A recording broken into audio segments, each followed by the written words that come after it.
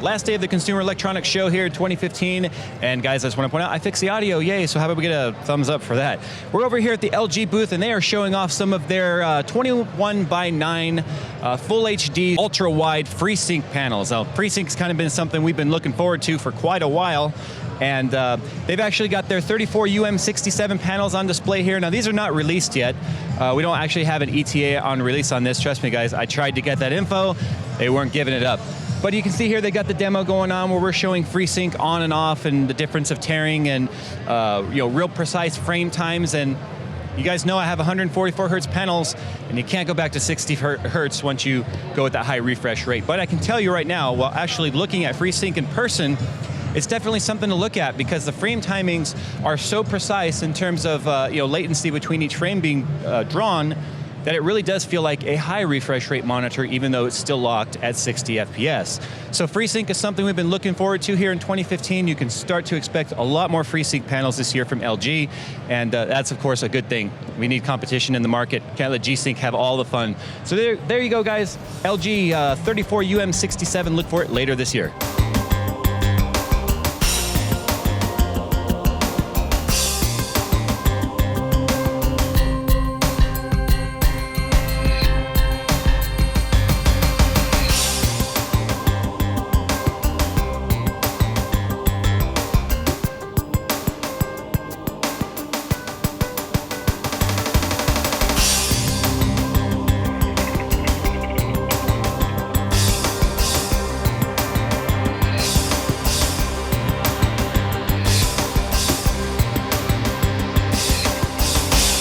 Wouldn't be the Consumer Electronics Show if we didn't talk about 4K just a little bit. Now, 4K is nothing new, right? We've heard about 4K for quite a while. In fact, I first covered 4K back in 2013 CES.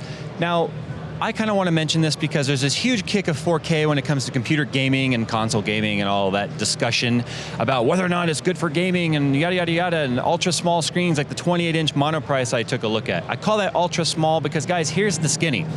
This is where 4K belongs. 4K belongs in your living room, in your home, your multimedia center, whatever, because for movies and stuff, it is absolutely phenomenal. There's no pixelation whatsoever. Even as we push in with the lens and we look at the screen, you can't even find a pixel with a digital camera looking at the TV. If you guys have ever taken your camera, pushed it in on your screen or your computer monitor at 1080p and tried to do any recording, you can see pixels and rainbow colors all over the place. But 4K is designed for large formats. This is a 75-inch. You've got 100-inch panels right here, 94-inch panels. That is where 4K is actually really, really exciting to take a look at. So I just kind of wanted to talk real quick about 4K gaming on computers and small screens like 28 inches. I still personally don't like it. But if you guys want that ultimate home theater experience, then 4K is definitely where it's at. So guys, we were taking a look right here at the Sony 75-inch 4K Ultra TV.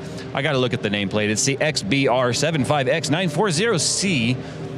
I don't know, they need to come up with some better nomenclatures for some of their TVs and stuff.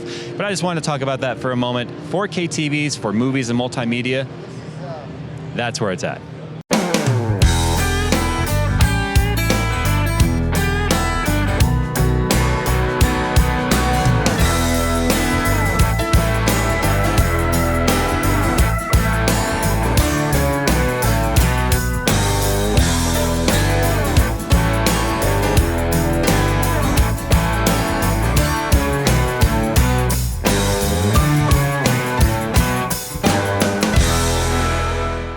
Well, another CES is coming to an end. 2015 is actually a blast. I'm standing here with Sergeant Ballistic, and we've had him on Tech Talk before. Actually, I'm a fan of his videography, and he makes mine look like crap. But anyway, I figured we'd go ahead and kind of talk about what our favorite moments of CES 2015 was. He actually got to spend a lot more time on the showroom floor than I did because I was so tied up in meetings. So why don't you go ahead and tell everyone what your favorite part of the showroom floor was, because you saw it all. I actually really enjoyed Sony. Going through there, they had some stuff that everybody's doing a lot of similar stuff, but I like their 4K action cam. They have another camcorder that's 4K for $1,000, 4K for 1K, and I can see a lot of people who are wanting to get into 4K. That being a nice entry-level thing for them. Right, and that's also obviously with the popularity of like the Panasonic GH4, they're really looking at getting into more mainstream and low-end entry-level 4K stuff. They even have 4K Androids now, right? Yeah. I'm shooting on a Note 4, and all my stuff is 4K, and I just downsample. So now you also spent a real emphasis on taking a look at smartwatches. So what was your favorite smartwatch? I like the G-Watch R, I think, the most. It has more of that traditional form factor of looking like something like a Casio or something like that. So that was my first hands-on with it here, and I like it. Moto 360, a little bit more expensive, I think, but it has a little bit more of a premium look to it. I just don't like that little thing on the bottom. So it was nice being able to see, get hands-on with those for the first time and play with those, but definitely the G-Watch R. Did you get any battery life information on that? I think it has about a 3,000 milliamp hour battery life, which is, matching a lot of smartphones. So right, and depending on the notification setups that you have, it will depend on how long it actually lasts. Was there anything else worth mentioning?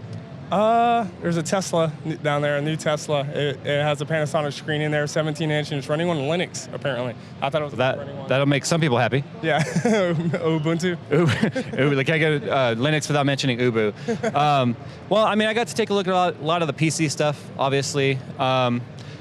This isn't really like groundbreaking event for anything PC-wise. This is more or less just kind of like a public relations type event for them. Computex is obviously where all that is.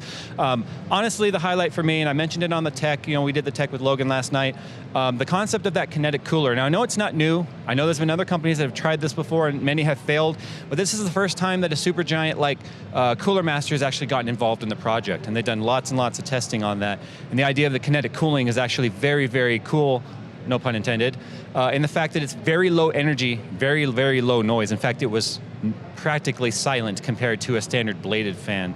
Around the showroom floor and stuff, really it was like Drone Expo over there in the South Hall. A lot more VR this year. We saw a lot of virtual reality. Everybody and their mom had a VR headset now, even smaller companies, So I guess that means that the technology is getting, more adoptable by even, smaller Chinese companies and stuff like that. So well, especially with Razer announcing, their open source VR.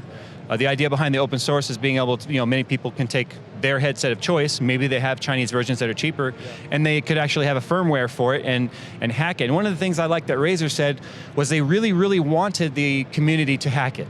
They really wanted the community to see what could you do with it. And the fact that it's open source, you could take software you're writing on OS VR from Razer and actually load it on an Oculus and do whatever you want with it. And especially, I had a discussion with them about the concept of augmented reality through a VR headset. So cameras that are actually showing you what's in front of you, but instead of dealing with a fully virtual environment, you're actually dealing with a virtual augmented interactive environment, which that kind of made me excited. And with, Oculus is getting a lot more corporate. A few people out here are looking to, pull out that were really, really interested in it, because it could be a stopgate for some people who, might not have the connections and stuff like that. So an open source, more adoptable platform is definitely great. Yeah, exactly, and there's a lot of booths here that are showing their own VR stuff, and a lot of them are running the Oculus platform. Well, hey guys, it's been Sergeant Ballistic and JayzTwoCents here, closing out CES 2015 Consumer Electronics Show. It is a lot of fun. I am extremely tired. I don't know about you, but I think somewhere in the neighborhood of nearly 100,000 steps for the entire week. Yours is probably a lot more. Yeah. And as always, guys, I just want to go ahead and thank you for, once again, the fundraiser campaign. Remember, we did this without a single ad or commercial for the entire week because of the fact that you guys and your generous support have actually brought this coverage this year. So it's time for us to go ahead and get out of here and drive across the desert, get home, and try and recover. So as always, guys, follow on Twitter if you have any questions. Sergeant Ballistic, you'll find his information down in the description, as well as his Twitter and all that information. And guys, we'll see you in the next one.